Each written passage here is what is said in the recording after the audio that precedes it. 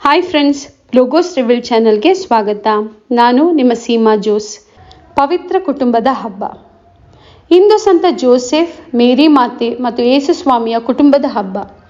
ಇಂದಿನ ಮೊದಲನೆಯ ವಾಚನ, ಕೀರ್ತನೆ ಶ್ಲೋಕ ಮತ್ತು ಎರಡನೆಯ ವಾಚನಗಳು ಪ್ರತಿ ವರ್ಷವೂ ಅಂದರೆ ದೈವಾರಾಧನೆ ವಿಧಿಯ ವರ್ಷ ಎ, ಬಿ ಮತ್ತು ಸಿಗಳಿಗೆ ಒಂದೇ ಆಗಿರುತ್ತದೆ. ಆದರೆ ಶುಭ ಸಂದೇಶದ ವಾಚನ ಮಾತ್ರ ಪ್ರತಿ ದೈವಾರಾಧನೆ ವಿಧಿಯ ವರ್ಷವೂ ಬದಲಾಗುತ್ತದೆ. ಇದು ವರ್ಷ ಸಿ ಆಗಿರುವುದರಿಂದ ಲೂಕರು ಬರೆದ ಶುಭ ಸಂದೇಶದಿಂದ ವಾಚನವನ್ನು ಇಂದಿನ ಪವಿತ್ರ ಕುಟುಂಬದ ಹಬ್ಬಕ್ಕೆ ಕೊಡಲಾಗಿದೆ. ಅದು ನಮ್ಮೆಲ್ಲರಿಗೂ ಚೆನ್ನಾಗಿ ಪರಿಚಯವಿರುವ ಕಳೆದು ಹೋದ ಬಾಲ ಯೇಸುವನ್ನು ದೇವಾಲಯದಲ್ಲಿ ಕಂಡುಕೊಳ್ಳುವ ನಿದರ್ಶನ. ಲೂಕ 2ನೇ ಅಧ್ಯಾಯದ 41ರಿಂದ 52 ವಾಕ್ಯಗಳನ್ನು ನೋಡೋಣ. ಯೇಸು ಸ್ವಾಮಿಯ ತಂದೆ ತಾಯಿಗಳು ಪ್ರತಿ ವರ್ಷವೂ ಪಾಸ್ಕ ಹಬ್ಬಕ್ಕೆ ಜೆರುಸಲೇಮಿಗೆ ಹೋಗುತ್ತಿದ್ದರು. ಯೇಸುವಿಗೆ 12 ವರ್ಷವಾದಾಗ ವಾಡಿಕೆಯ ಪ್ರಕಾರ ಹಬ್ಬಕ್ಕೆ ಹೋದರು. ಹಬ್ಬ ಮುಗಿಸಿಕೊಂಡು ಅವರು ಹಿಂದಿರುಗಿ ಬರುವಾಗ ಬಾಲ ಯೇಸು ಜೆರುಸಲೇಮಿನಲ್ಲಿಯೇ ಉಳಿದು ಬಿಟ್ಟರು. ಇದು ತಂದೆ ತಾಯಿಗಳಿಗೆ ತಿಳಿಯದು. ಮಗನು ಯಾತ್ರಿಕರ ಗುಂಪಿನಲ್ಲಿ ಬರುತ್ತಿರಬಹುದೆಂದು ಭಾವಿಸಿ ಒಂದು ದಿನದ ಪ್ರಯಾಣ ಬಂದು ಬಿಟ್ಟರು. ನಂತರ ಮಗನನ್ನು ಕಾಣದೆ ತಮ್ಮ ಬಂಧು ಬಳಗದವರಲ್ಲೂ ಪರಿಚಿತರಲ್ಲೂ ಹುಡುಕಾಡಿದರು.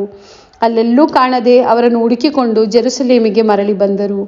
3 ದಿನಗಳ ಮೇಲೆ ಮಹಾದೇವಾಲಯದಲ್ಲಿ ಅವರನ್ನು ಕಂಡಾಗ ಅಲ್ಲಿ ಯೇಸು ಬೋಧಕರ ಮಧ್ಯೆ ಕುಳಿತುಕೊಂಡು ಅವರ ಉಪದೇಶವನ್ನು ಆಲಿಸುತ್ತಾ ಅವರಿಗೆ ಪ್ರಶ್ನೆ ಹಾಕುತ್ತಾ ಇದ್ದರು. ಬಾಲಕನ ಪ್ರಶ್ನೋತ್ತರಗಳನ್ನು ಕೇಳುತ್ತಿದ್ದ ಎಲ್ಲರೂ ಆತನ ಜ್ಞಾನವನ್ನು ಕಂಡು ಬೆರಗಾದರು. ತಂದೆ ತಾಯಿಗಳು ಮಗನನ್ನು ಅಲ್ಲಿ ಕಂಡು ವಿಸ್ಮಯಗೊಂಡರು. ಆಗ ತಾಯಿಯು, ಕಂದ, ನಮಗೇಕೆ ಹೀಗೆ ಮಾಡಿದೆ? ನಿನ್ನ ತಂದೆಯು ನಾನು ಎಷ್ಟೋ ಕಳವಳಪಟ್ಟು ನಿನ್ನನ್ನು ಹುಡುಕಾಡಿದೆವಲ್ಲ ಎಂದಳು. ಅದಕ್ಕೆ ಉತ್ತರವಾಗಿ ಯೇಸು, ನೀವು ನನ್ನನ್ನು ಹುಡುಕಿದ್ದೇಕೆ? ನಾನು ನನ್ನ ತಂದೆಯ ಆಲಯದಲ್ಲೇ ಇರಬೇಕೆಂದು ನಿಮಗೆ ತಿಳಿಯದೆ ಹೋಯಿತೆ ಎಂದರು. ಆದರೆ ಅವರ ಮಾತು ತಂದೆ ತಾಯಿಗಳಿಗೆ ಅರ್ಥವಾಗಲಿಲ್ಲ. ಬಳಿಕ ಯೇಸು ತಂದೆ ತಾಯಿಗಳೊಡನೆ ನಜರೇತಿಗೆ ಬಂದರು. ಅಲ್ಲಿ ಅವರಿಗೆ ವಿಧೇಯರಾಗಿ ನಡೆದುಕೊಳ್ಳುತ್ತಿದ್ದರು. ಈ ವಿಷಯಗಳನ್ನೆಲ್ಲ ತಾಯಿ ಮರಿಯಳು ತನ್ನ ಮನಸ್ಸಿನಲ್ಲಿ ಸಂಗ್ರಹಿಸಿ ಇಟ್ಟುಕೊಂಡಳು. ಯೇಸು ಬೆಳೆದಂತೆ ಜ್ಞಾನದಲ್ಲಿ ಪ್ರವರ್ಧಿಸುತ್ತಾ ದೇವರಿಗೂ ಮಾನವರಿಗೂ ಅಚ್ಚುಮೆಚ್ಚಾಗುತ್ತಾ ಬಂದರು. ಈ ನಿದರ್ಶನ ಮೊದಲೇ ಹೇಳಿದ ಹಾಗೆ ನಮ್ಮೆಲ್ಲರಿಗೂ ಪರಿಚಯ ಮತ್ತು ಇದು ಜಪಸರದ ರಹಸ್ಯಗಳಲ್ಲಿಯೂ ಒಂದು. ಆದರೂ ಆ ಕಾಲದ ಅಂದರೆ ಕ್ರಿಸ್ತಶಕ 1ನೇ ಶತಮಾನದ ಸಂದರ್ಭದ ಅಡಿಯಲ್ಲಿ ಹೇಗೆ ನೋಡಬಹುದು ಮತ್ತು ಈ ಕ್ರಿಸ್ತ ಜಯಂತಿಯ ಕಾಲದಲ್ಲಿ ನಮಗೆ ಯಾವ ರೀತಿಯ ಆಧ್ಯಾತ್ಮಿಕ ಅರ್ಥವನ್ನು ಕೊಡುತ್ತದೆ, ಇದರಿಂದ ನಾವು ಏನನ್ನು ಆಚರಿಸುತ್ತೇವೆ ಎಂಬ ಪ್ರಶ್ನೆಗಳಿಗೆ ಉತ್ತರ ಕಂಡುಕೊಳ್ಳೋಣ. ಅದಕ್ಕೆ ಇದರಲ್ಲಿರುವ ಕೆಲವು ಅಂಶಗಳನ್ನು ಆಳವಾಗಿ ಗಮನಿಸಲೇಬೇಕು. ಮೊದಲನೆಯದಾಗಿ, ಈ ನಿದರ್ಶನ ನಡೆದದ್ದು ಪಾಸ್ಕ ಹಬ್ಬದ ಸಂದರ್ಭದಲ್ಲಿ. ಆಗಿನ ಕಾಲದಲ್ಲಿ ಯಹೂದ್ಯರಿಗೆ ಪಾಸ್ಕ ಹಬ್ಬವೆಂಬುದು ದೇವರು ಮೋಶೆಯ ಮುಖಾಂತರ ಈಜಿಪ್ಟ್ನಿಂದ ತಮ್ಮ ಜನರನ್ನು ದಾಟಿಸಿ ವಾಗ್ದಾತ ನಾಡಿಗೆ ಕರೆದುಕೊಂಡು ಬಂದ ನಿದರ್ಶನವನ್ನು ಸ್ಮರಿಸಿ ಪಾಸ್ಕದ ಕುರಿಮರಿಯ ಭೋಜನ ಮಾಡುವ ಹಬ್ಬವಷ್ಟೇ ಆಗಿರಲಿಲ್ಲ. ಈ ಹಬ್ಬವು ಯಹೂದ್ಯರಿಗೆ ತೀರ್ಥಯಾತ್ರೆಯ ಹಬ್ಬಗಳಲ್ಲಿ ಒಂದು ಆಗಿತ್ತು. ವಿಮೋಚನ ಕಾಂಡ 23ನೇ ಅಧ್ಯಾಯ 14ರಿಂದ 17ರಲ್ಲಿ ಬರೆದಿರುವಂತೆ ಪ್ರತಿ ವಯಸ್ಕ ಪುರುಷರು ದೇವರ ಸಾನ್ನಿಧ್ಯವಾದ ಗುಡಾರಕ್ಕೆ ಅಥವಾ ನಂತರದ ದೇವಾಲಯಕ್ಕೆ ತೀರ್ಥಯಾತ್ರೆಯಾಗಿ ಬಂದು ಆಚರಿಸಲೇಬೇಕಾಗಿತ್ತು. ಅವು ವಸಂತಕಾಲದ ಪಾಸ್ಕ ಹಬ್ಬ ಮತ್ತು ಪೆಂತಕೋಸ್ಟ್ ಹಬ್ಬಗಳು ಹಾಗೂ ಚಳಿಗಾಲದಲ್ಲಿ ಬರುವ ಗುಡಾರಗಳ ಹಬ್ಬ. ಹೀಗಾಗಿ ಪವಿತ್ರ ಕುಟುಂಬವಾದ ಜೋಸೆಫ್, ಮರಿಯಾ ಮತ್ತು ಯೇಸು ಸ್ವಾಮಿ ಈ ಪಾಸ್ಕ ಹಬ್ಬವನ್ನು ಆಚರಿಸಲು ದೇವಾಲಯಕ್ಕೆ ತೀರ್ಥಯಾತ್ರೆ ಮಾಡುತ್ತಿರುವುದನ್ನು ಬರೆಯುವ ಮುಖಾಂತರ ಈ ಕುಟುಂಬವು ಬಹಳ ದೈವಭಕ್ತಿಯುಳ್ಳ ಕುಟುಂಬವೆಂದು ಲೂಕರು ನಮಗೆ ಮನದಟ್ಟು ಮಾಡುತ್ತಿದ್ದಾರೆ. ಅಂದರೆ ಈ ಕುಟುಂಬವು ಸಾಧಾರಣ ಯಹೂದ್ಯ ಕುಟುಂಬವಾಗಿರಲಿಲ್ಲ, ಬದಲಾಗಿ ಧರ್ಮಶಾಸ್ತ್ರಕ್ಕೆ ವಿಧೇಯರಾದ ಕುಟುಂಬವಾಗಿತ್ತು ಎಂದು ಲೂಕರು ತಿಳಿಸುತ್ತಿದ್ದಾರೆ. ಅವರು ಧರ್ಮಶಾಸ್ತ್ರಕ್ಕೆ ವಿಧೇಯರಾಗಿದ್ದರಿಂದಲೇ ಪಾಸ್ಕ ಹಬ್ಬವನ್ನು ಭಕ್ತಿಯಿಂದ ಆಚರಿಸಲು ಜೆರುಸಲೇಮಿನವರೆಗೆ ತೀರ್ಥಯಾತ್ರೆ ಮಾಡುವ ಕಷ್ಟಪಟ್ಟಿದ್ದಾರೆ. ಇಲ್ಲಿ ನಾವು ಗಮನಿಸಬೇಕಾದ ಎರಡನೆಯ ಅಂಶ ಯೇಸುವಿನ ವಯಸ್ಸು. ಇದೊಂದು ವಿಭಿನ್ನ ಅಂಶವಾಗಿದೆ, ಏಕೆಂದರೆ ಸಾಧಾರಣವಾಗಿ ಶುಭ ಸಂದೇಶದ ಪುಸ್ತಕಗಳಲ್ಲಿ ಜನರ ವಯಸ್ಸು ಉಲ್ಲೇಖವಾಗಿರುವುದನ್ನು ನಾವು ನೋಡುವುದಕ್ಕಾಗುವುದಿಲ್ಲ. ಉದಾಹರಣೆಗೆ, ನಮ್ಮ ಬೈಬಲಿನಲ್ಲಿ ಕೇವಲ ಮತ್ತಾಯ, ಮಾರ್ಕರ್ ಅಂತವರು ಬರೆದ ಶುಭ ಸಂದೇಶಗಳು ಮಾತ್ರ ಇದ್ದಿದ್ದರೆ ಯೇಸುವಿನ ಬಹಿರಂಗ ಜೀವನ ಯಾವ ವಯಸ್ಸಿನಿಂದ ಪ್ರಾರಂಭ ಮಾಡಿದರು, ಯಾವ ವಯಸ್ಸಿನಲ್ಲಿ ಅವರನ್ನು ಶಿಲುಬೆಗೆ ಏರಿಸಿ ಕೊಲ್ಲಲಾಯಿತು ಎಂಬ ತಿಳುವಳಿಕೆ ನಮಗೆ ಸಿಗುತ್ತಿರಲಿಲ್ಲ. ಏಕೆಂದರೆ ಲೂಕರು ಮಾತ್ರ ತಮ್ಮ ಬಹಿರಂಗ ಜೀವನ ಪ್ರಾರಂಭಿಸುವಾಗ ಯೇಸುವಿಗೆ 30 ವರ್ಷವಾಗಿತ್ತು ಎಂದು ಬರೆದಿದ್ದಾರೆ. ಈಗಿನ ಕಾಲದ ಜೀವನ ಚರಿತ್ರೆಗಳ ಬರಹಗಾರರಂತೆ ಪ್ರಾಚೀನ ಬರಹಗಾರರು ತಾವು ಬರೆಯುತ್ತಿದ್ದ ಜೀವನ ಚರಿತ್ರೆಯ ವ್ಯಕ್ತಿಗಳ ನಿರ್ದಿಷ್ಟ ವಯಸ್ಸು, ನಿರ್ದಿಷ್ಟ ಸ್ಥಳಗಳು, ನಿರ್ದಿಷ್ಟ ಸಮಯಗಳನ್ನು ಉಲ್ಲೇಖ ಮಾಡುತ್ತಿರಲಿಲ್ಲ. ಅದಕ್ಕಾಗಿಯೇ ಇತರ ಶುಭ ಸಂದೇಶದ ಬರಹಗಾರರು ಯೇಸುವಿನ ವಯಸ್ಸನ್ನು ಬರೆದಿಲ್ಲ. ಆದರೆ ಅಂಥವರಲ್ಲಿ ಸಂತ ಲೂಕರು ಮತ್ತು ಇತರ ಕೆಲವೇ ಚರಿತ್ರಕಾರರು ಮಾತ್ರ ಈ ರೀತಿ ವಯಸ್ಸನ್ನು ಉಲ್ಲೇಖ ಮಾಡಿರುವುದು. ಹಾಗಿದ್ದ ಮೇಲೆ ಲೂಕರಿಗೆ ಇದನ್ನು ಉಲ್ಲೇಖ ಮಾಡುವುದು ಬಹಳ ಮುಖ್ಯವೆನಿಸಿರಬೇಕು. ಅನೇಕ ವಿದ್ವಾಂಸಕರ ಪ್ರಕಾರ ಇದಕ್ಕೆ ಕಾರಣ ಲೂಕರು ಯಹೂದ್ಯ ಸಂಪ್ರದಾಯಗಳ ಪ್ರಕಾರ ಪ್ರವಾದಿ ಸಾಮುವೇಲನಿಗೆ ಯೇಸುವನ್ನು ಸಂಬಂಧಪಡಿಸುವ ಉದ್ದೇಶದಿಂದ ಬರೆದಿರಬಹುದೆಂದು ಅಭಿಪ್ರಾಯ ಕೊಟ್ಟಿದ್ದಾರೆ. ನೀವು ಹಳೆಯ ಒಡಂಬಡಿಕೆಯಲ್ಲಿ ಕೊನೆಯ ನ್ಯಾಯಸ್ಥಾಪಕ, ಯಾಜಕ ಮತ್ತು ಪ್ರವಾದಿಯಾಗಿದ್ದ ಸಾಮುವೇಲನ ಬಗ್ಗೆ ಓದಿರಬಹುದು. ಈತನೇ ದಾವೀದನಿಗೆ ಅರಸನಾಗಲು ಪಟ್ಟಾಭಿಷೇಕ ಮಾಡಿದ್ದು. ಈ ಸಾಮುವೇಲನ ಪುಸ್ತಕದಲ್ಲಿ ಬಂಜೆಯಾಗಿದ್ದ ಸಾಮುವೇಲನ ತಾಯಿಗೆ ದೇವರು ಸಮುವೇಲನನ್ನು ಮಗನಾಗಿ ಕೊಟ್ಟಿದ್ದು, ಅದಕ್ಕೆ ಪ್ರತಿಯಾಗಿ ಅವಳು ಮಾಡಿಕೊಂಡಿದ್ದ ಅರಕೆಯಂತೆ ತನ್ನ ಮಗನನ್ನು ದೇವರ ಗುಡಾರದಲ್ಲಿ ದೇವರ ಸೇವೆಗಾಗಿ ಒಪ್ಪಿಸಿದ್ದು ಮತ್ತು ಬಾಲಕ ಸಮುವೇಲನು ದೇವರ ಗುಡಾರದಲ್ಲಿ ಮಲಗಿದ್ದಾಗ ದೇವರು ಅವನನ್ನು ಕರೆದದ್ದು, ಈ ಎಲ್ಲ ನಿದರ್ಶನಗಳನ್ನು ನೀವು ಓದಿರಬಹುದು. ಇಲ್ಲಿ ಒಂದು ಸ್ವಾರಸ್ಯಕರ ವಿಷಯವೇನೆಂದರೆ, ಯಹೂದ್ಯರ ಸಂಪ್ರದಾಯಗಳ ಪ್ರಕಾರ ಸಮುವೇಲನನ್ನು ದೇವರ ಸೇವೆಗಾಗಿ ಒಪ್ಪಿಸಿದ್ದು ಮತ್ತು ಅವನು ಮಲಗಿದ್ದಾಗ ದೇವರು ಅವನನ್ನು ಕರೆದಿದ್ದು ಮತ್ತು ಅವನು ಪ್ರವಾದಿಯಾಗಿದ್ದು ಸಮುವೇಲನ 12ನೇ ವಯಸ್ಸಿನಲ್ಲಿ ಎಂದು ಹೇಳಲಾಗಿದೆ.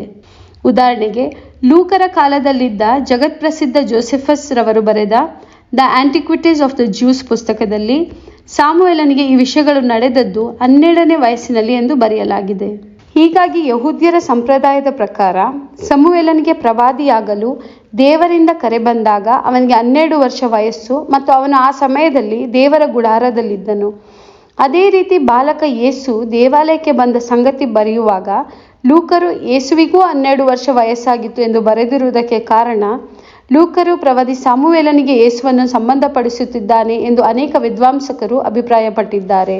ಆದ್ದರಿಂದ ಯೇಸುವು ಕೇವಲ ಅರಸ ಮಾತ್ರವಲ್ಲದೆ ಸಾಮುವೇಲನಂತೆ ಒಬ್ಬ ಪ್ರವಾದಿ ಮತ್ತು ಯಾಜಕನೂ ಆಗಿದ್ದರು ಎಂದು ಲೂಕರು ಓದುಗರರಿಗೆ ಮನವರಿಕೆ ಮಾಡುತ್ತಿದ್ದಾರೆ. ಹೀಗೆ ಇವರಿಬ್ಬರ ಮಧ್ಯೆ ಇರುವ ಟೈಪಾಲಜಿಯನ್ನು ಖಚಿತಪಡಿಸಲು ನಮಗೆ ಇನ್ನೊಂದು ಸುಳಿವು ಇದೆ. ಅದು ಇಂದಿನ ಶುಭ ಸಂದೇಶದ ವಾಚನದ ಕೊನೆಯಲ್ಲಿ ಲೂಕರು ಬರೆದಿರುವುದನ್ನು ಗಮನಿಸಿ. ಅಲ್ಲಿ ಯೇಸು ಬೆಳೆದಂತೆ ಜ್ಞಾನದಲ್ಲಿ ಪ್ರವರ್ಧಿಸುತ್ತಾ ದೇವರಿಗೂ ಮಾನವರಿಗೂ ಅಚ್ಚುಮೆಚ್ಚಾಗುತ್ತಾ ಬಂದರು ಎಂದು ಲೂಕರು ಯಾಕೆ ಬರೆದಿದ್ದಾರೆ? ನೀವು ಒಂದು ವೇಳೆ ಲೂಕನ ಕಾಲದ ಯಹೂದ್ಯರಾಗಿದ್ದರೆ ತಕ್ಷಣವೇ ಅರ್ಥ ಮಾಡಿಕೊಳ್ಳುತ್ತಿದ್ದಿರಿ, ಇದು ಸಮುವೇಲನಿಗೆ ಹೋಲಿಕೆಯಾಗುತ್ತದೆ ಎಂದು.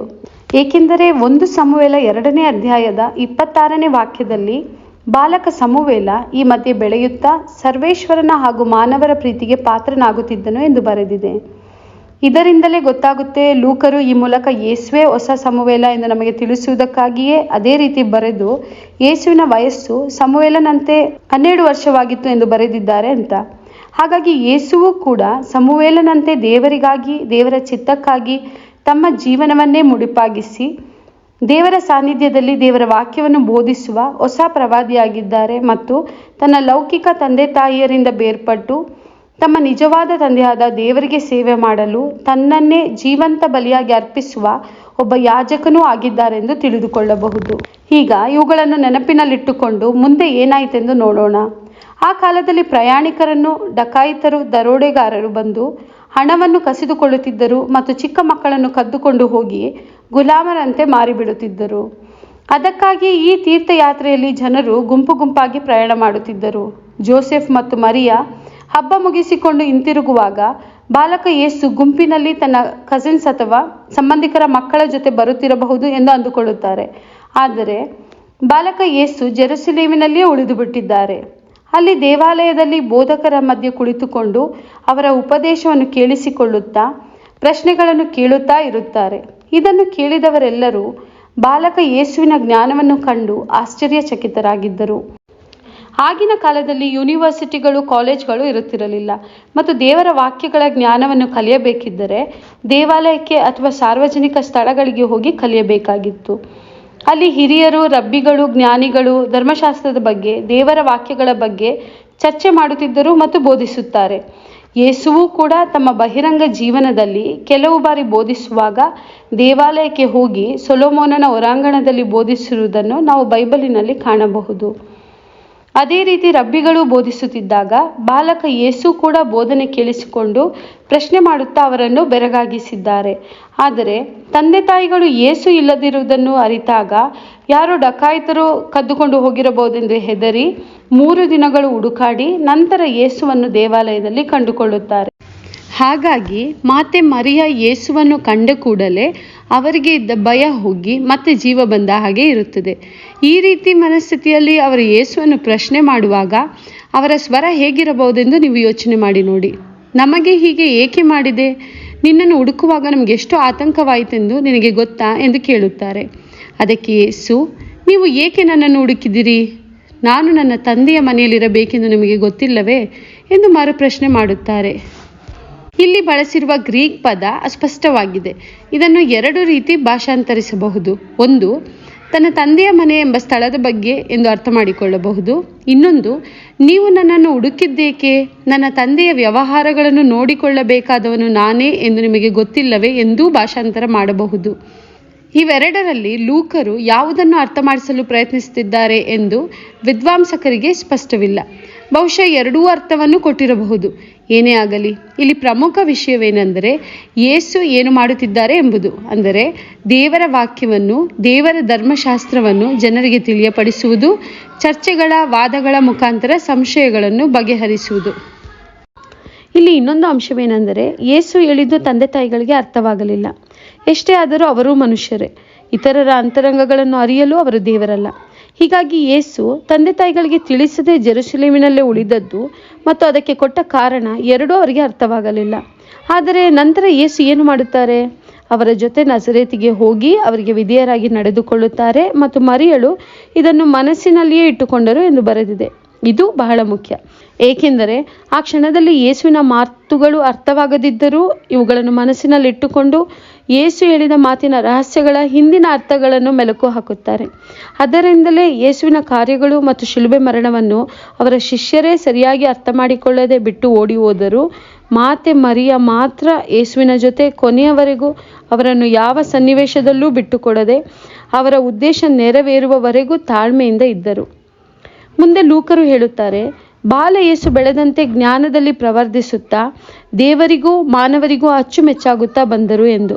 ಅಗೇನ್ ನಾನು ಈ ಮೊದಲೇ ಹೇಳಿದಂತೆ ಇದು ಸಮುವೇಲನ ಬಗ್ಗೆ ಬರೆದಿರುವ ಅದೇ ವಾಕ್ಯವನ್ನೇ ಲೂಕರು ಯೇಸುವಿಗೂ ಬರೆದಿದ್ದಾರೆ. ಇದರಿಂದ ಬಾಲ ಯೇಸುವು ಸಮುವೇಲನಂತೆಯೇ ದೇವರ ಪ್ರವಾದಿಯಾಗಿದ್ದಾರೆ ಮತ್ತು ದೇವರ ಸೇವೆಯ ಯಾಜಕರಾಗಿದ್ದಾರೆ ಎಂದು ತಿಳಿಯಬಹುದು. ಆದರೆ ಇವರಿಬ್ಬರಲ್ಲಿರುವ ವ್ಯತ್ಯಾಸವೇನೆಂದರೆ ಯೇಸು ಸಮುವೇಲನಂತೆ ಒಬ್ಬ ಸಾಧಾರಣ ಮನುಷ್ಯನಲ್ಲ.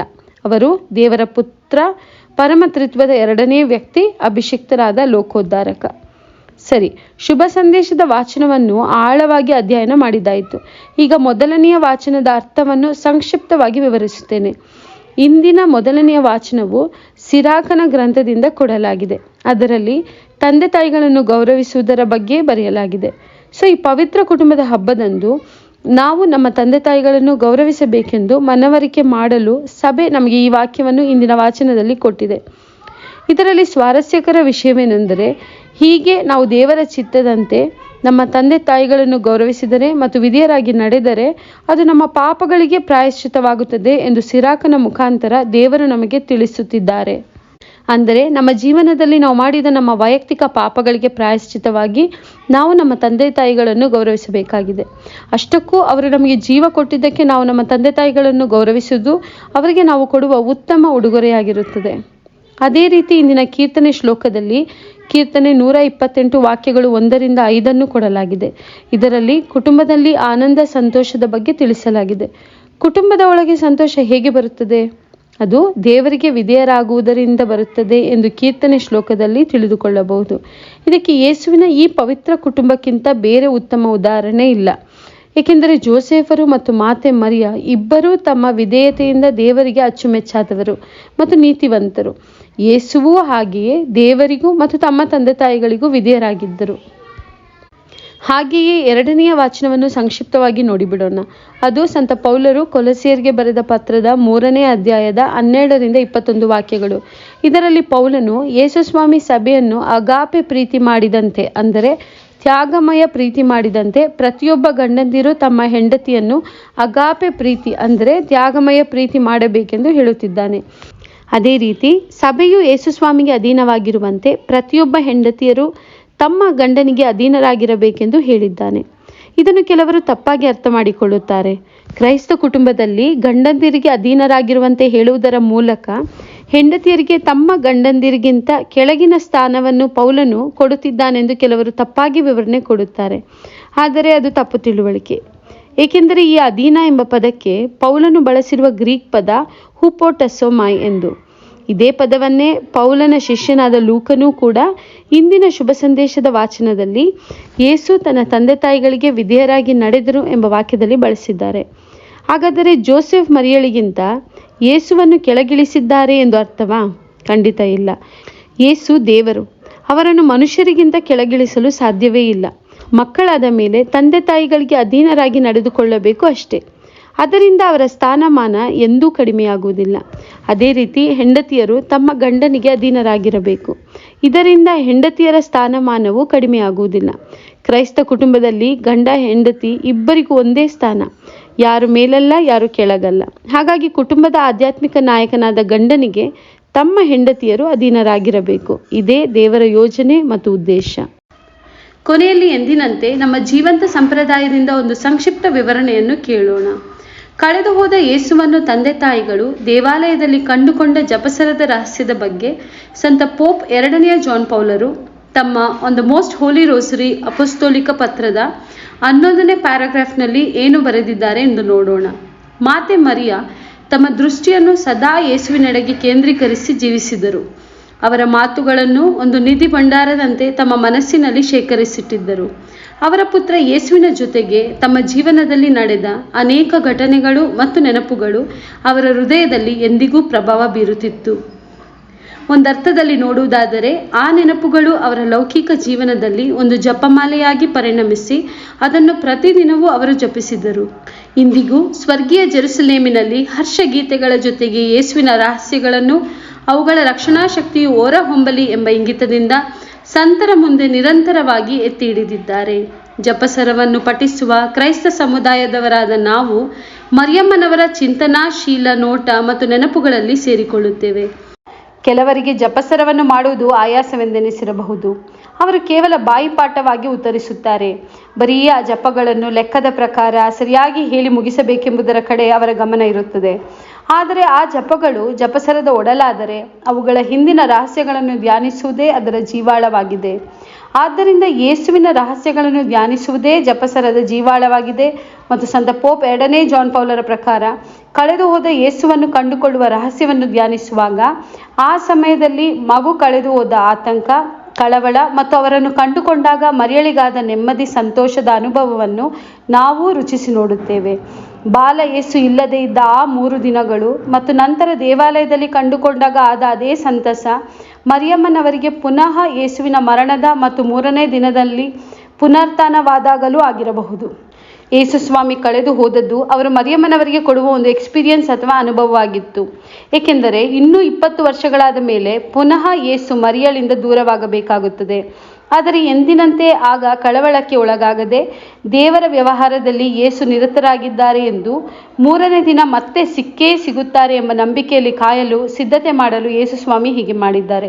ಅದೇ ರೀತಿ ಮರಿಯಮ್ಮನವರು ಹೊಸ ಪಾಸ್ಕಾ ಹಬ್ಬವಾದ ಯೇಸುವಿನ ಯಾತನೆ, ಮರಣ, ಪುನರುತ್ಥಾನ ಮತ್ತು ಪರಮ ಪ್ರಸಾದದ ಭೋಜನಕ್ಕಾಗಿ ತಾಳ್ಮೆಯಿಂದ ಯೇಸುವಿನ ಶಿಲುಬೆ ಹಾದಿ ಎಂಬ ತೀರ್ಥಯಾತ್ರೆಯಲ್ಲಿ ಭಾಗವಹಿಸಿ ಭರವಸೆಯಿಂದ ಕಾಯುತ್ತಿದ್ದರು.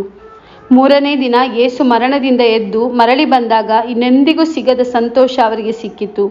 ಹಾಗೆಯೂ ನಾವು ಕೂಡ ಜಪಸರವನ್ನು ಮಾಡುವಾಗ ಮರಿಯಮ್ಮನವರಂತೆ ಯೇಸುವಿನ ನೆನಪುಗಳ ರಹಸ್ಯಗಳನ್ನು ಧ್ಯಾನಿಸೋಣ. ಧನ್ಯವಾದಗಳು. ಇಂತಹ ಅನೇಕ ವಿಷಯಗಳನ್ನು ತಿಳಿದುಕೊಳ್ಳಲು ಮತ್ತು ಪ್ರತಿ ಭಾನುವಾರದ ವಾಚನಗಳ ಬೈಬಲ್ ಆಧಾರ ಮತ್ತು ಸಂಬಂಧಗಳನ್ನು ಕಥೋಲಿಕ ಸಭೆ ಎಷ್ಟು ಸುಂದರವಾಗಿ ರಚಿಸಿದೆ ಎಂಬುದನ್ನು ಪ್ರತಿ ಭಾನುವಾರದ ಮೊದಲೇ ತಿಳಿದುಕೊಂಡು ಬಲಿಪೂಜೆಯನ್ನು ಅರ್ಥಗರ್ಭಿತವಾಗಿ ಆಚರಿಸಲು ಈ ವಿಡಿಯೋ ನೋಡಿ ಮತ್ತು ಲೋಗೋಸ್ ರಿವೀಲ್ ಚಾನಲ್ ಅನ್ನು ಸಬ್ಸ್ಕ್ರೈಬ್ ಮಾಡಿ ಸಹಕರಿಸಿ.